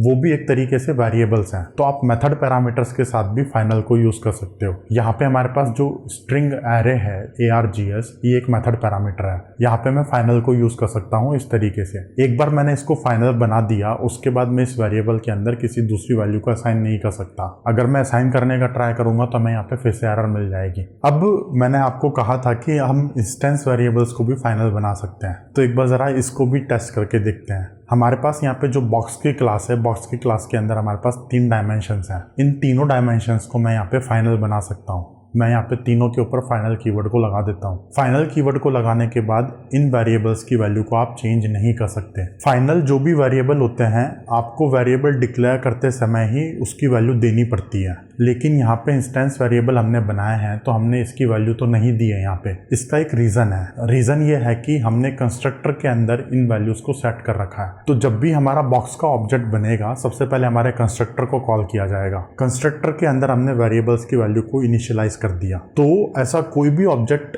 एग्जिस्ट नहीं करेगा जिसके अंदर इन वेरिएबल्स की वैल्यू को इनिशियलाइज नहीं किया गया हो। तो ये बिल्कुल वैलिड है। आप किसी इंस्टेंस वेरिएबल को फाइनल बनाते हो तो आप उनकी वैल्यू को कंस्ट्रक्टर के अंदर इनिशियलाइज कर सकते हो। अगला कंसेप्ट है आपका मेथड ओवरलोडिंग। मेथड ओवरलोडिंग को यूज करके आप पॉलीमॉर्फिज्म को अचीव करते हो। पॉलीमॉर्फिज्म का सिंपल सा मतलब है सिंगल इंटरफेस मल्टीपल एक्शंस। इसके कंसेप्ट को समझते हैं। आपके पास एक क्लास है, क्लास के अंदर आपके पास मेथड्स होते हैं। मेथड आपके बिहेवियर होता है, एक्शन होता है। मतलब आप एक क्लास के अंदर सेम नाम के मेथड्स को डिफाइन कर सकते हो। यहाँ पे मेरे पास एक क्लास है, उसके अंदर मैंने एक सम मेथड बना रखा है। इसके अंदर मैं एक दूसरा सम मेथड बना सकता हूँ, तीसरा बना सकता हूँ, कितने भी मेथड्स बना सकता हूँ सेम नाम के। तो अगर बाहर का बंदा सम मेथड को कॉल करेगा तो उसको तो एक सिंगल इंटरफेस मिलेगा सम, लेकिन आप इन मेथड्स के अंदर अलग अलग कोड लिख सकते हो। तो इंटरफेस आपका सिंगल हुआ लेकिन एक्शंस मल्टीपल हो गए। एक के अंदर आपने अलग टाइप का कोड लिखा है, दूसरे के अंदर आपने अलग टाइप का कोड लिखा है, और बाहर के बंदे को यूज़ करने के लिए सिंगल इंटरफेस मिला है सम। अब मेथड ओवरलोडिंग कंसेप्ट के अंदर जो सबसे इंपॉर्टेंट चीज़ है समझने के लिए, वो समझते हैं। जावा जब हमारे मेथड को कॉल करता है तो वो नाम देख के कॉल करता है, तो यहाँ पे तो नाम सेम है। तो जब हम सम मेथड को कॉल करेंगे तो जावा कौन से मेथड को कॉल करेगा? जब भी आप मेथड को ओवरलोड करते हो, आपके मेथड के पैरामीटर्स अलग अलग होने चाहिए। या तो पैरामीटर्स का टाइप अलग होना चाहिए या फिर नंबर ऑफ पैरामीटर्स अलग अलग होने चाहिए। जैसे कि आपने पहले मेथड में 2 इंटीजर वेरिएबल ले लिए, दूसरे में आपने 2 डबल वेरिएबल ले लिए, तीसरे में आपने 3 इंटीजर वेरिएबल ले लिए। तो जब आप पैरामीटर्स को चेंज कर देते हो तो मेथड की मीनिंग बदल जाती है। वहाँ पे इंटरफेस सेम होता है लेकिन वहाँ पे मीनिंग बदल गई। जब भी कोई बंदा इन मेथड्स को कॉल करेगा तो वो आर्ग्यूमेंट पास करेगा। तो अगर उसने 2 इंटीजर आर्ग्यूमेंट पास करे हैं तो जावा को पता है कि इंटीजर वाले मेथड को कॉल करना है। अगर उसने 2 डबल नंबर्स पास करे हैं तो जावा को पता है कि वहाँ पे डबल वाले मेथड को कॉल करना है। अगर उसने 3 इंटीजर आर्ग्यूमेंट पास करे हैं तो जावा को पता है कि 3 इंटीजर वाले मेथड को कॉल करना है। मेथड ओवरलोडिंग का सबसे इंपॉर्टेंट कंसेप्ट है ये, आपके पैरामीटर्स अलग अलग होने चाहिए। अगर आपके पैरामीटर्स ही सेम है तो वो मेथड सेम बन जाता है। आप सेम मेथड डिफाइन नहीं कर सकते। पूरा सिग्नेचर अगर आपके मेथड का सेम है तो आप वो चीज डिफाइन नहीं कर सकते। आपके पैरामीटर्स तो अलग होने ही चाहिए, या तो पैरामीटर्स का टाइप अलग हो या फिर नंबर ऑफ पैरामीटर्स अलग अलग हो। मेथड ओवरलोडिंग के केस में रिटर्न टाइप से कोई फर्क नहीं पड़ता। ये तीनों मेथड का रिटर्न टाइप अलग अलग होगा। एक के केस में इंटीजर होगा, दूसरे के केस में डबल होगा, तीसरे के केस में इंटीजर होगा आपका। लेकिन रिटर्न टाइप देख के जावा को कोई फर्क नहीं पड़ता। जावा पैरामीटर्स को देख के मेथड को कॉल करता है। जो भी बंदे ने वहां पे आर्ग्यूमेंट पास किया है कॉल करते टाइम, वो उन आर्ग्यूमेंट्स को डायरेक्टली मेथड के पैरामीटर से मैच करता है। जो मेथड मैच हो जाता है उस मेथड को कॉल किया जाता है। अब इस चीज को कोड में लिख के देखते हैं। कोड में लिखना तो बहुत सिंपल सा है। हम यहाँ पे तीन अलग अलग सम मेथड बनाएंगे। सबसे पहले हम दो इंटीजर वेरिएबल ले लेते हैं, दोनों का सम निकाल के दे देते हैं। फिर हम दो डबल नंबर्स ले लेते हैं, दोनों का सम निकाल के दे देते हैं। फिर हम तीन इंटीजर नंबर्स ले लेते हैं, तीनों को सम करके रिटर्न कर देते हैं। तीनों का रिटर्न टाइप अलग अलग है आपका यहाँ पे, तीनों के पैरामीटर्स भी अलग अलग हैं, तीनों का नाम सेम है। अब यहाँ पे थोड़ा सा खुराफाती चीज भी कर लेते हैं। मैं क्या करता हूँ, आपको ये चीज करके दिखाता हूँ कि रिटर्न टाइप से फर्क पड़ता है नहीं पड़ता है। मेरे पास जो तीन इंटीजर वाला मेथड है ना, उसमें मैं दो इंटीजर कर देता हूँ। दो इंटीजर करने के बाद तो ये मेथड और ऊपर वाला मेथड बिल्कुल सेम हो गया। यहाँ पे तो मेरा एरर मिल ही रही है। मैं क्या करता हूँ, इसका रिटर्न टाइप भी चेंज कर देता हूँ। यहाँ पे इंटीजर की जगह लॉन्ग को रिटर्न करता हूँ। लॉन्ग को रिटर्न करने के बाद भी हमें यहाँ पे एरर मिल रही है, क्योंकि रिटर्न टाइप अकेले से कोई फर्क नहीं पड़ता, पैरामीटर्स से फर्क पड़ता है मेथड ओवरलोडिंग में। इसको फिर से फिक्स कर दिया हमने। फिक्स करने के बाद हम इसको मेन मेथड से टेस्ट करते हैं। टेस्ट करना तो सिंपल सा है। सबसे पहले मैं दो इंटीजर नंबर्स का सम निकालता हूँ, फिर मैं दो डबल नंबर्स का सम निकालता हूँ, फिर मैं तीन इंटीजर नंबर्स का सम निकालता हूँ। तीनों को मैं यहाँ पे प्रिंट कर रहा हूँ। प्रोग्राम को रन करते हैं। रन करने के बाद हमें यहाँ पे करेक्ट आउटपुट मिलेगा। मेथड ओवरलोडिंग को लेके एक और इम्पॉर्टेंट पॉइंट है। अभी कुछ वीडियो पहले हम लोगों ने टाइप कन्वर्जन की बात करी थी।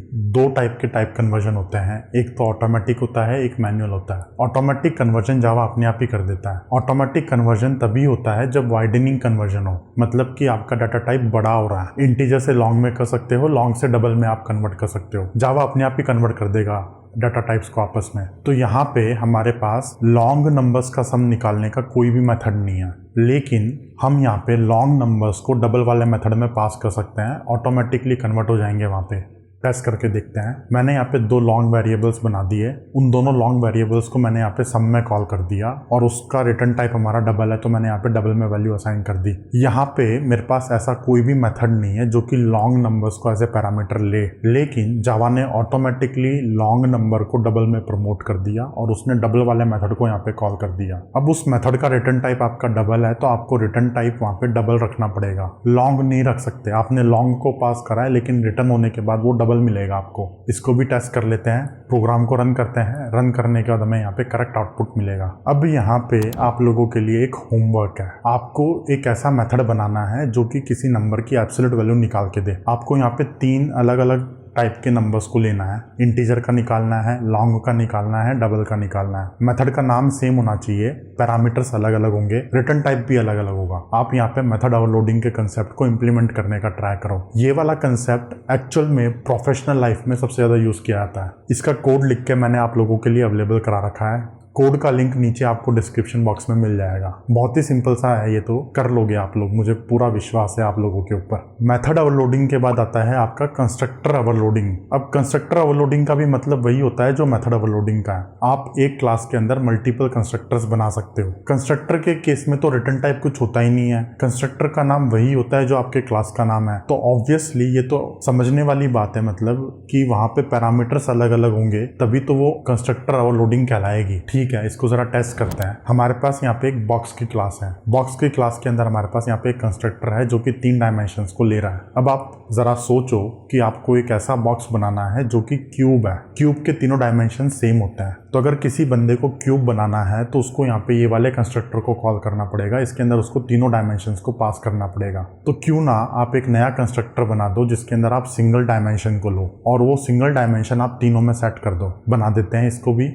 मैंने यहाँ पे बॉक्स क्लास का एक कंस्ट्रक्टर बना दिया। इसके अंदर मैं सिंगल डायमेंशन को ले रहा हूँ। सिंगल डायमेंशन आपके तीनों पैरामीटर्स को असाइन किया जा रहा है। तो ये हो गई आपकी कंस्ट्रक्टर ओवरलोडिंग। दोनों कंस्ट्रक्टर्स अलग अलग हैं क्योंकि दोनों के पैरामीटर्स अलग अलग हैं। अब हमारे पास यहाँ पे जो बॉक्स क्लास है ना, बॉक्स क्लास के अंदर अभी हमने यहाँ पे एक्सेस मॉडिफायर्स को यूज नहीं करा है, तो एक बार यहाँ पे भी एक्सेस मॉडिफायर को यूज कर लेते हैं। जो लेंथ, विड्थ और हाइट है, इन तीनों को मैं यहाँ पे प्राइवेट बना देता हूँ। हमारे कंस्ट्रक्टर को मैं यहाँ पे पब्लिक बना रहा हूँ क्योंकि बॉक्स क्लास का ऑब्जेक्ट कोई भी बना सकता है। इसीलिए आपको कंस्ट्रक्टर को प्राइवेट नहीं बनाना, पब्लिक बनाना है। अगर आप कंस्ट्रक्टर को ही प्राइवेट बना दोगे तो आप बॉक्स क्लास का ऑब्जेक्ट बना ही नहीं सकते वहाँ पे, क्योंकि प्राइवेट तो सिर्फ क्लास के अंदर से कॉल होता है। तो कोई भी बंदा बॉक्स क्लास के बाहर से बॉक्स का ऑब्जेक्ट बनाने का ट्राई करेगा तो उसको वहाँ पे एरर मिल जाएगी। उसके बाद जो वॉल्यूम मेथड है, वॉल्यूम मेथड को हम यहाँ पे पब्लिक बना देते हैं क्योंकि कोई भी कॉल कर सकता है इसको। ठीक है, हमारी बॉक्स क्लास भी एकदम तैयार हो गई है। अब हम मेन मेथड के अंदर जाते हैं, इसको टेस्ट करते हैं। दो अलग अलग बॉक्सेस बनाएंगे। एक नॉर्मल बॉक्स बना लेते हैं जिसके अंदर तीनों डायमेंशंस अलग अलग हैं। एक क्यूब बना लेते हैं जिसके अंदर सिंगल डायमेंशन वाला कंस्ट्रक्टर कॉल किया जा रहा है। इसके बाद दोनों का वॉल्यूम निकालते हैं और प्रिंट करते हैं। प्रोग्राम को रन करेंगे। रन करने के बाद हमें यहाँ पे करेक्ट आउटपुट मिलेगा। अगला कंसेप्ट है हमारा ओवरलोडिंग वेरिएबल लेंथ आर्ग्यूमेंट। आप किसी क्लास के अंदर एक ऐसा मेथड बना सकते हो जो कि वेरिएबल लेंथ आर्ग्यूमेंट को ले। ये तो हमने पिछले वीडियो में सीख लिया था। इस वीडियो में हम लोगों ने मेथड ओवरलोडिंग को सीख लिया। तो आप वेरिएबल लेंथ आर्ग्यूमेंट वाले मेथड को भी ओवरलोड कर सकते हो। कैसे ओवरलोड किया जाता है, क्यों किया जाता है और उसके बाद ओवरलोड करने के बाद क्या क्या एरर्स आ सकती हैं, हम उसको डिस्कस करते हैं यहाँ पे। ये मेरे पास एक मेथड है जो कि आपके इंटीजर नंबर्स का सम निकाल के दे रहा है। ये जो आपका पैरामीटर है ये आपको एरे की तरह मिलेगा। आप इसको मेथड के अंदर एरे की तरह यूज़ करोगे। एरे के ऊपर आपने लूप चलाया, लूप चलाने के बाद आपने सम निकाल के रिटर्न कर दिया। अब आप एज्यूम करो कि आपको डबल नंबर्स का सम निकालना है। तो डबल नंबर्स का सम निकालने के लिए आप एक यहाँ पे नया मेथड बना सकते हो जिसके अंदर डबल एज ए पैरामीटर है। आपने डबल एरे के ऊपर लूप चलाया और उसका सम निकाल के आपने रिटर्न कर दिया। ये दोनों मेथड का नाम सेम है लेकिन दोनों मेथड के पैरामीटर्स अलग अलग हैं। दोनों मेथड के पैरामीटर्स आपके वेरिएबल लेंथ पैरामीटर्स हैं लेकिन टाइप अलग है वहाँ पे। तो ये आपकी मेथड ओवरलोडिंग है और वेरिएबल लेंथ आर्ग्यूमेंट में भी आप मेथड ओवरलोडिंग कर सकते हो। आप कुछ इस टाइप का भी लिख सकते हो। इसके अंदर एक नॉर्मल पैरामीटर है और आपके पास एक डबल पैरामीटर है जो कि वेरिएबल लेंथ पैरामीटर है। तो आप इस टाइप का भी एक मेथड बना सकते हो। इसके अंदर आपका नाम सेम है, सम नाम है आपके मेथड का, और आप मेथड के अंदर एरे के ऊपर लूप चला रहे हो। आपने सम निकाला, उस सम के अंदर आपने इंटीजर पैरामीटर को ऐड करा और फाइनल वैल्यू को आपने रिटर्न कर दिया। तो ये जो तीन मेथड हैं, तीनों मेथड का नाम सेम है लेकिन तीनों मेथड्स के पैरामीटर्स अलग अलग हैं। तो ये होती है आपकी method overloading variable length argument के केस में। अब इसको लेके दो तीन इंपॉर्टेंट पॉइंट्स हैं, उसको डिस्कस करते हैं। नंबर 1, जो भी आपका वेरिएबल लेंथ पैरामीटर है वो आपका सबसे लास्ट पैरामीटर होना चाहिए। अगर आप इस टाइप का कुछ लिखते हो तो ये गलत है। इसके अंदर आपने सबसे पहले वेरिएबल लेंथ आर्ग्यूमेंट लिखा है, उसके बाद नॉर्मल पैरामीटर को लिखा है। ऐसा नहीं हो सकता। आपके जो भी नॉर्मल पैरामीटर्स होते हैं वो सबसे पहले आने चाहिए और सबसे लास्ट पैरामीटर ही आपका वेरिएबल लेंथ पैरामीटर होगा। सेकंड पॉइंट, आप किसी भी मेथड के अंदर दो वेरिएबल लेंथ पैरामीटर्स नहीं ले सकते। अगर आप ऐसा कुछ मेथड बनाते हो तो ये भी गलत है। इसके अंदर आपने दो अलग अलग पैरामीटर्स ले रखे हैं लेकिन दोनों वेरिएबल लेंथ टाइप के हैं, तो नहीं, जावा इसको अलाउ नहीं करने देगा। किसी भी मेथड के अंदर एक ही वेरिएबल लेंथ पैरामीटर होना चाहिए। नॉर्मल पैरामीटर्स कितने भी हो सकते हैं, वेरिएबल लेंथ एक ही होगा और वेरिएबल लेंथ सबसे लास्ट में आएगा आपका। जब आप वेरिएबल लेंथ पैरामीटर वाले मेथड को ओवरलोड करते हो तो वहाँ पे कुछ प्रॉब्लम्स क्रिएट होने के चांसेस हैं। ऐसी प्रॉब्लम्स को भी डिस्कस कर लेते हैं। कॉमन मिस्टेक्स क्या क्या फेस करनी पड़ती है डेवलपर्स को। आप वेरिएबल लेंथ आर्ग्यूमेंट वाले मेथड को कितने भी पैरामीटर्स के साथ कॉल कर सकते हो। आप उसके अंदर 4 पैरामीटर्स भी दे सकते हो। अगर मुझे 4 इंटीजर नंबर्स का सम निकालना है तो इस तरीके से सम वाले मेथड को कॉल करूंगा। आप वहाँ पे 1 भी दे सकते हो, 0 भी दे सकते हो। अगर आप वहाँ पे एक आर्ग्यूमेंट देते हो तो एरे की लेंथ 1 हो जाएगी, उसका सम वही है जो कि नंबर की वैल्यू है। अगर आप उसमें 0 आर्ग्यूमेंट्स पास करते हो तो वहाँ पे एरे की लेंथ आपकी 0 होगी, तो सम आपको 0 मिलेगा। तो आप इस तरीके से कितने भी पैरामीटर्स दे सकते हो वेरिएबल लेंथ आर्ग्यूमेंट वाले मेथड को। अब यहाँ पे कुछ एम्बिग्यूअस सिचुएशन क्रिएट होने के चांसेस हैं जब आप ओवरलोड करते हो, तो उसको देखते हैं। जैसे कि मैंने यहाँ पे एक सम मेथड बनाया जिसके अंदर इंटीजर नंबर्स का सम निकल रहा है और एक डबल बना दिया जिसके अंदर डबल नंबर्स का सम निकल रहा है। जब मैं इस मेथड को कॉल करूंगा, मान लो कि मैंने कोई भी पैरामीटर नहीं दिया, तो जावा यहाँ पे कंफ्यूज हो जाएगा। जावा को कैसे पता चलेगा कि कौन से मेथड को कॉल करना है, इंटीजर वाले को करना है या डबल वाले को करना है। तो ये आपकी एक एम्बिग्यूअस सिचुएशन है। यहाँ पे एक और एम्बिग्यूअस सिचुएशन क्रिएट हो जाती है। जैसे कि आपने यहाँ पे 2 सम मेथड बना रखे हैं। एक के अंदर आपने इंटीजर वेरिएबल लेंथ पैरामीटर लिया है, दूसरे के अंदर आपने एक नॉर्मल इंटीजर पैरामीटर लिया है और एक इंटीजर वेरिएबल लेंथ पैरामीटर लिया है। ये आपने 2 अलग अलग मेथड्स बना दिए हैं। अब अगर मैं इस मेथड को कॉल करता हूँ इस तरीके से, तो ये भी एक एम्बिग्यूअस सिचुएशन है क्योंकि ऊपर वाले को कॉल किया जाएगा या नीचे वाले को कॉल किया जाएगा, जावा डिसाइड नहीं कर पाएगा यहाँ पे। और इस केस में जावा आपके प्रोग्राम को कंपाइल नहीं होने देगा। तो जब भी आप वेरिएबल लेंथ आर्ग्यूमेंट वाले मेथड को बनाओ, आपको वहाँ पे एम्बिग्यूअस सिचुएशन से बच के रहना है। एम्बिग्यूअस सिचुएशंस तभी आती हैं जब आप मेथड को ओवरलोड करते हो। अगर आपने मेथड को ओवरलोड नहीं करा तो वहाँ पे कोई एम्बिग्यूअस सिचुएशन क्रिएट नहीं होगी। इसका सबसे सिंपल सोल्यूशन है कि आप मेथड का नाम ही अलग अलग कर दो। अगर आपने नाम अगर चेंज कर दिया तो वो मेथड अलग अलग बन गए, तो वहाँ पे कोई भी एम्बिग्यूअस सिचुएशन क्रिएट नहीं होगी। ये थोड़ा सा ना रेयर केस होता है। मतलब मेरे को इतने साल हो गए कोड करते करते, मेरे को कभी भी इस टाइप के एरर्स को फेस नहीं करना पड़ा। बट क्योंकि आप यहाँ पे एकदम 0 से जावा सीख रहे हो तो आपको सारे कंसेप्ट्स बताना ज़रूरी है। एक बार अगर आपने एक बार भी सीख लिया तो उसके बाद ये आपको ज़िंदगी भर काम आने वाला है। अगला कंसेप्ट है आपका नेस्टेड क्लासेस। जावा के अंदर आप एक क्लास के अंदर दूसरी क्लास बना सकते हो। ऐसी क्लासेस को बोलते हैं नेस्टेड क्लासेस। जावा के अंदर दो टाइप की नेस्टेड क्लासेस होती हैं। एक तो आपकी स्टैटिक, मतलब आपने वहाँ पे क्लास के आगे स्टैटिक यूज़ कर दिया कीवर्ड, और एक होती है नॉन स्टैटिक। इसके फंडे को समझने के लिए हमें यहाँ पे सिस्टम पे चलना पड़ेगा और मैं आपको कोड लिख के कंसेप्ट को समझाता हूँ। तो यहाँ पे मेरे पास एक सिंपल सा प्रोजेक्ट है। इसके अंदर एक मेन क्लास है और मेन मेथड है। बाकी बॉक्स की क्लास और स्टैक की क्लास तो हम लोग समझ चुके हैं। अब हम नेस्टेड क्लासेस की बात करते हैं। नेस्टेड क्लासेस का सिंपल सा मतलब है आप एक क्लास के अंदर दूसरी क्लास बना सकते हो। उसको ज़रा बना के देखते हैं, क्या फंडे हैं उसके वो समझते हैं। सबसे पहले मैं एक क्लास बना देता हूँ इसके अंदर आउटर। एक फाइल के अंदर एक ही पब्लिक क्लास हो सकती है, बाकी सारी नॉन पब्लिक क्लासेस होंगी।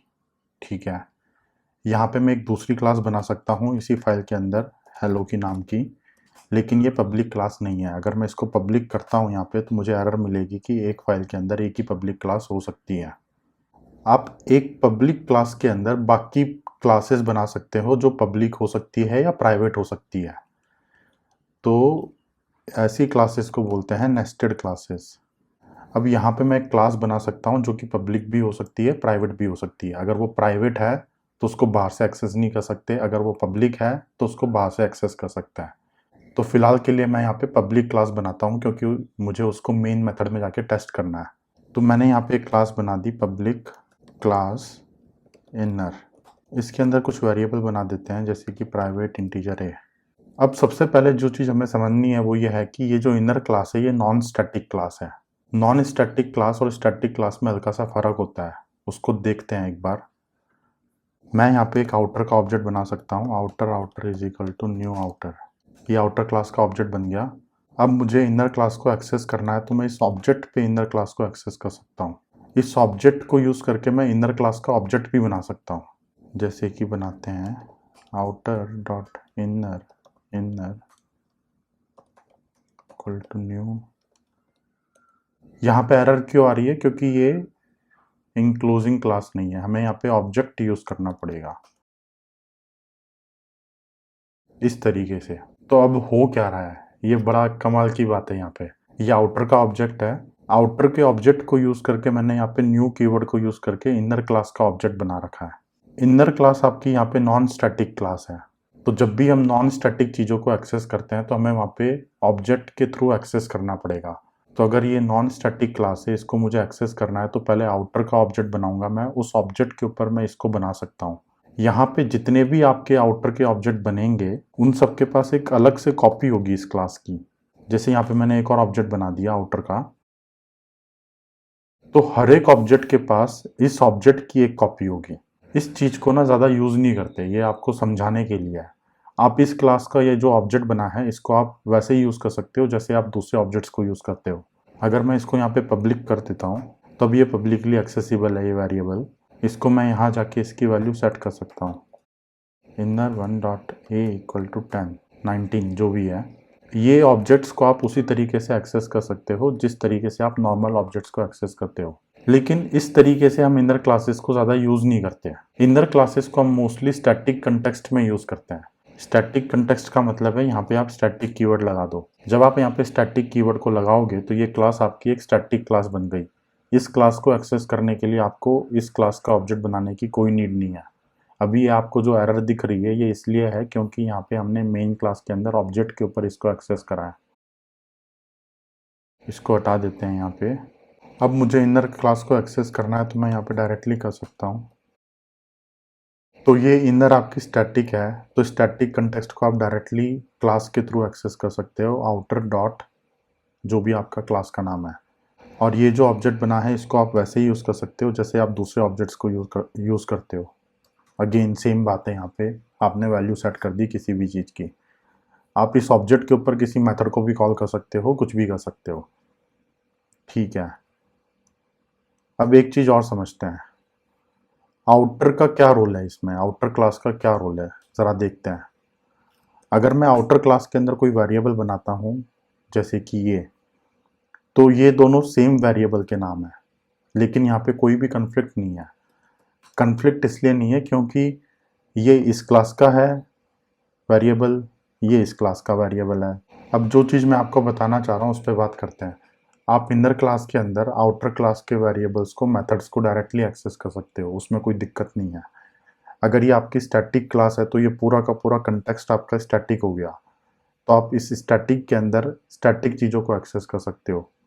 यहाँ पे एक स्टैटिक वेरिएबल भी बना लेते हैं, ये रहा आपका।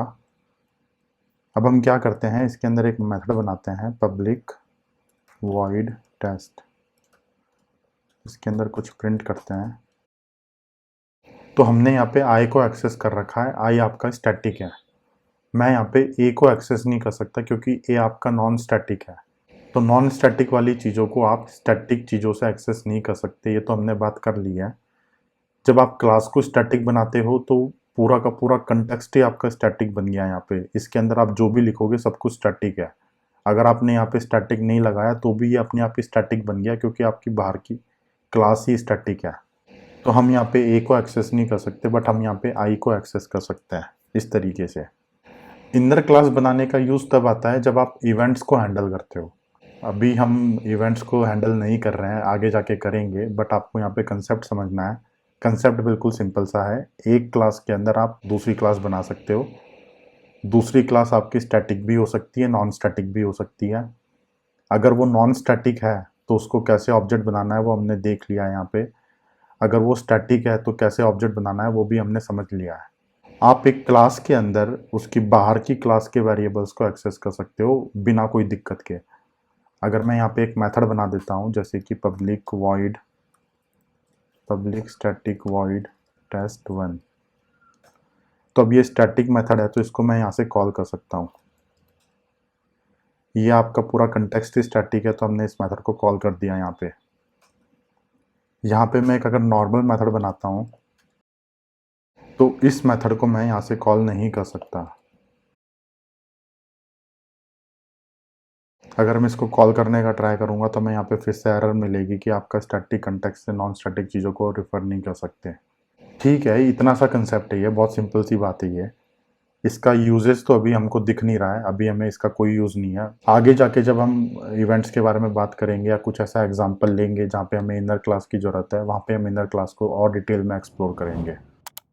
अब हम पहुँच गए हैं आज के वीडियो के सबसे लास्ट टॉपिक पे, जो है रिकर्शन। रिकर्शन बहुत ही इंपॉर्टेंट कंसेप्ट है। जब भी आप इंटरव्यूज़ देते हो किसी भी कंपनी में, रिकर्शन के ऊपर बहुत सारे क्वेश्चंस पूछे जाते हैं। मैं खुद पर्सनली लोगों का इंटरव्यू लेता हूं तो मैं खुद रिकर्शन वाले टॉपिक पे बहुत क्वेश्चंस पूछता हूं। रिकर्शन बेसिकली एक कंसेप्ट होता है, ये कोई नया कंसेप्ट नहीं है, ये बस एक आइडिया है। तो इस आइडिया को समझते हैं। रिकर्शन का मतलब होता है आप किसी मेथड के अंदर उसी मेथड को कॉल कर दो। यहाँ पे मेरे पास एक मेथड है एबीसी के अंदर से मैं एबीसी को कॉल कर सकता हूँ, तो ये हो गया रिकर्शन। अब रिकर्शन का यूज क्यों किया जाता है? किसी भी मेथड का काम होता है कुछ प्रॉब्लम को सॉल्व करना। तो अगर आपकी प्रॉब्लम छोटी प्रॉब्लम्स में डिवाइड हो जाती है और वो छोटी प्रॉब्लम को उसी तरीके से सॉल्व किया जाएगा जिस तरीके से आप बड़ी प्रॉब्लम्स को सॉल्व करते हो, तो आप वहाँ पे रिकर्शन का यूज करते हो।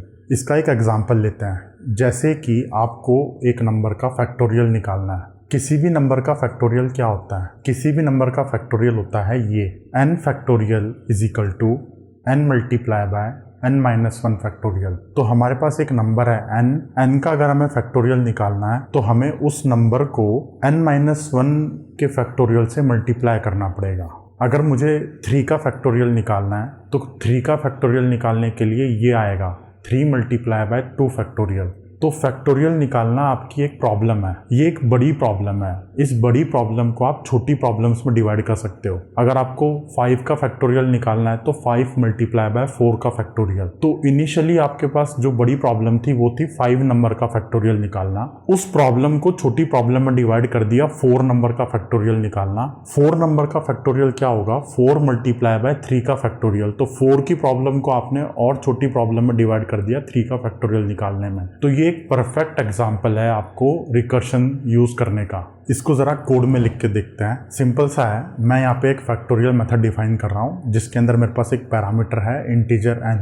अगर आपका नंबर 1 होता है तो उसका फैक्टोरियल क्या होगा? 1 होगा। तो मेरे को यहाँ पे सबसे पहले एक इफ कंडीशन लगानी है। If n is equal to 1 return 1। इसके बाद क्या आएगा? इसके बाद कुछ नहीं आएगा। इसके बाद सिंपल सा n मल्टीप्लाई बाय इसी मेथड को कॉल कर दो n-1 देके। तो ये 4 लाइनों के अंदर हमने यहाँ पे किसी भी नंबर का फैक्टोरियल निकाल दिया। अगर नंबर 1 है तो उसका आंसर है 1, वहां से रिटर्न हो जाओ। अगर नंबर 1 से ज़्यादा है तो नंबर को मल्टीप्लाई कर दो n-1 फैक्टोरियल से। अब हम इसको टेस्ट करते हैं। सबसे पहले हम लोग 7 का फैक्टोरियल निकालते हैं और फैक्टोरियल निकालने के बाद मैं यहाँ पे तीनों को प्रिंट कर रहा हूँ। प्रोग्राम को रन करने के बाद हमें यहाँ पे करेक्ट आउटपुट मिलेगा।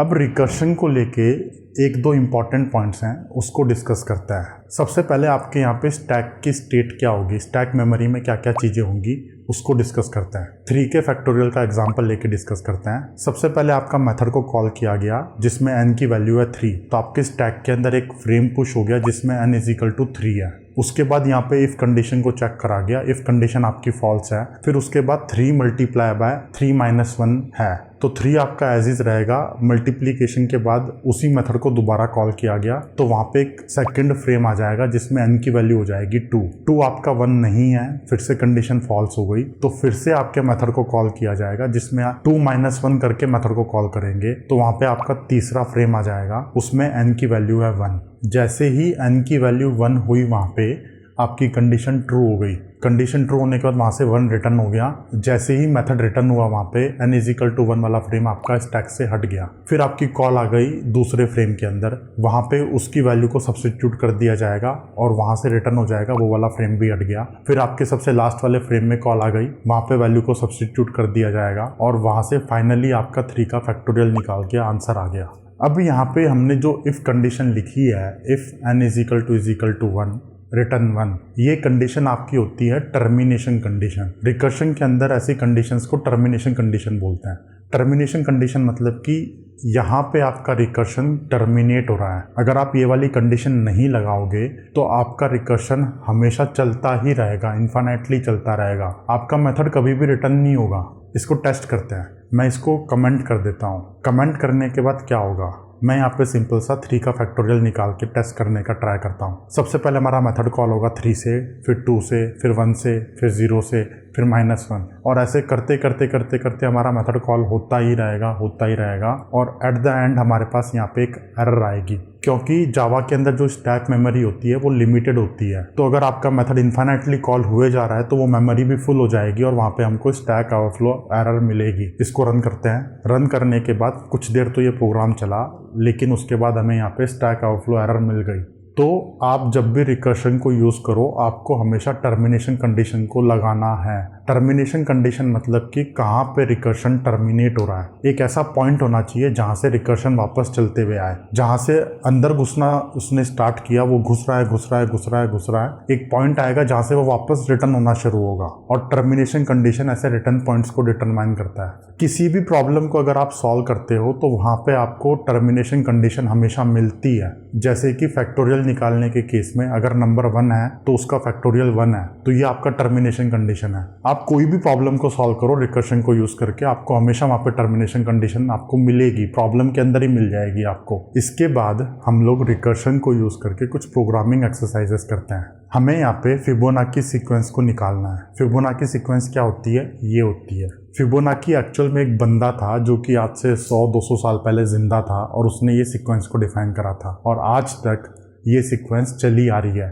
अगर आप फ्रेशर हो तो सबसे कॉमन इंटरव्यू क्वेश्चन है फिबोनाची सीक्वेंस का कोड लिख के दिखाओ। फिबोनाची सीक्वेंस के अंदर किसी भी आइटम की वैल्यू होती है ये। अगर f(5) करना है तो f(4) + f(3), मतलब कि किसी भी आइटम की वैल्यू होगी प्रीवियस 2 आइटम का सम। तो ये भी रिकर्सन के लिए सबसे सिंपल और सबसे पावरफुल एग्जांपल है। हमने बड़ी प्रॉब्लम को छोटी प्रॉब्लम में ब्रेक कर दिया। फैक्टोरियल में हम लोग मल्टीप्लाई कर रहे थे, फिबोनाची में हम लोगों को सम करना है। वहां पे हम लोगों को एक ही बार रिकर्शन को यूज करना था, यहाँ पे 2 बार करना है। और यहाँ पे टर्मिनेशन कंडीशन क्या है, यहाँ पे टर्मिनेशन कंडीशन है अगर नंबर 0 है तो फिबोनाची 0 आएगा आंसर, अगर नंबर 1 है तो 1 आएगा। तो ये 2 हमारे पास यहाँ पे टर्मिनेशन कंडीशन है। अब हम लोग फिबोनाची का कोड लिख के देखते हैं। कोड लिखना तो इसका बिल्कुल सिंपल सा है। मैं यहाँ पे एक मेथड डिफाइन कर रहा हूँ। इसके अंदर मैंने एक इंटीजर नंबर को एज ए पैरामीटर लिया है। If n is equal to 0 return 0, if n is equal to 1 return 1। हमने टर्मिनेशन कंडीशन लिख दी। टर्मिनेशन कंडीशन लिखने के बाद हमें यहाँ पे 2 बार रिकर्शन को यूज करना है। एक बार n-1 करके, एक बार n-2 करके, दोनों को सम करना है और फाइनल वैल्यू को रिटर्न करना है। ठीक है, रिटर्न हो गया। 4 लाइनों में हमने यहाँ पे फिबोनाची सीक्वेंस निकाल दिया।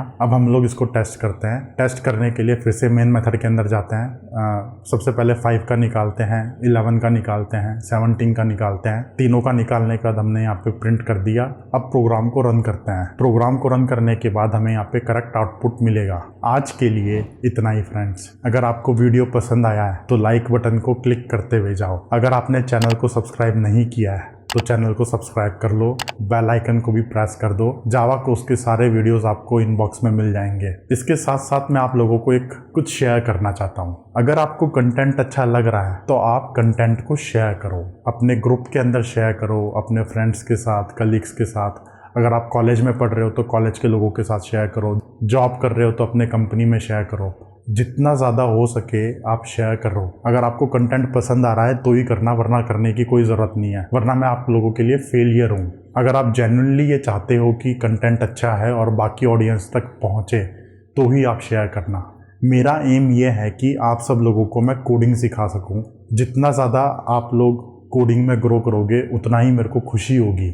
जो चीज़ें मैंने यहाँ पे 10 साल में सीखी है मैं आप सब लोगों को यहाँ पे वीडियो बना के 1-2 महीने के अंदर सिखाने का ट्राई कर रहा हूँ। तो आप कंटेंट को शेयर करो। इतने सारे सोशल मीडिया प्लेटफॉर्म्स हैं आपके पास, जहाँ पे आपका मन करे शेयर करो। कंटेंट के तो कोई पैसे है ही नहीं, फ्री में अवेलेबल करा रहा हूँ मैं सब लोगों को, तो कोई दिक्कत नहीं है मेरे को। यहाँ पे कोई कॉपीराइट इशू नहीं आने वाला, कुछ नहीं आने वाला। तो मिलते हैं अगले वीडियो में गाइस। तब तक के लिए take care and good luck to you. Thank you.